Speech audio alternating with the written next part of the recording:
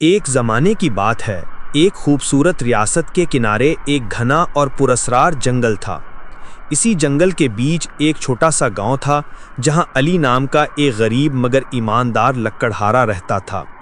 عمر کے آخری دنوں میں اسے محسوس ہوا کہ اس کی زندگی ختم ہونے والی ہے، اس لیے ایک شام اس نے اپنے بیٹے سلطان کو بلایا اور آہستہ سے کہا، بیٹا، جنگل کے شمالی کونے پر ایک بہت پرانا برگد کا درخت ہے، میں نے پوری زندگی اسے نہیں کاٹا، وعدہ کرو تم بھی اس کے قریب نہیں جاؤ گے۔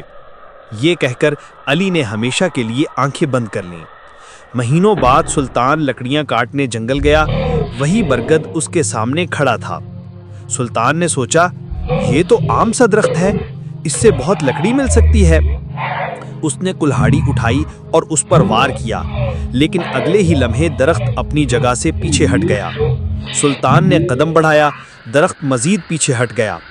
وہ دوڑا تو درخت اس سے بھی زیادہ تیز بھاگنے لگا۔ پورا دن یہ عجیب تعاقب چلتا رہا۔ شام تک جنگل اندھیرے میں ڈوب گیا۔ سلطان تھک کر بیٹھ گیا، گھوڑے کو باندھا اور خود ایک درخت پر سو گیا۔ صبح جب آنکھ کھلی تو وہ لرز اٹھا۔ گھوڑے کی جگہ صرف ہڈیاں تھیں اور کچھ فاصلے پر وہی برگد خاموش کھڑا تھا۔ غصے میں سلطان چلایا، اب میں تمہیں پکڑ کر رہوں گا۔ وہ پہاڑوں، میدانوں، دریاؤں کے پار درخت کے پیچھے بھاگتا رہا۔ دوسرے دن فجر کے وقت اسے ایک خوفناک منظر نظر آیا۔ ایک بڑا اژدہا اور ایک خوبصورت بارہ سنگا لڑ رہے تھے۔ بارہ سنگے کے سینگ اژدہے کے گلے میں اٹک گئے تھے۔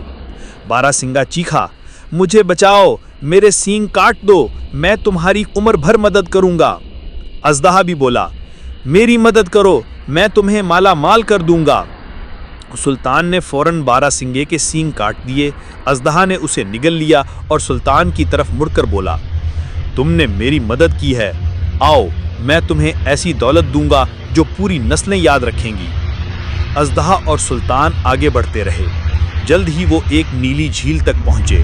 اژدہا بولا، میں نہا کر آتا ہوں، اگر کچھ عجیب ہو تو گھبرانا نہیں۔ وہ پانی میں غائب ہوا تو طوفان پھٹ پڑا، ہوا چیخی، بجلی کڑکی، آسمان دہل گیا۔ پھر اژدہا پانی سے نکلا تو طوفان فوراً رک گیا۔ وہ ہنسا، بس تازہ ہو گیا ہوں۔ رستہ پھولوں سے بھرا تھا، فضا خوشبو سے مہک رہی تھی۔ پھر ایک قدیم شاندار محل نظر آیا۔ اژدہا بولا، یہ میری ماں کا گھر ہے، وہ تمہیں بہت لذیذ کھانا کھلائے گی۔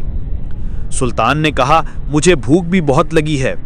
اژدہا اچانک سنجیدہ ہو گیا، خبردار کچھ کھانا مت، بس یہ کہنا کہ مجھے آم کے درخت پر لٹکا ہوا۔ وہ جملہ مکمل بھی نہ کر پایا کہ کہانی یہیں ختم ہوتی ہے۔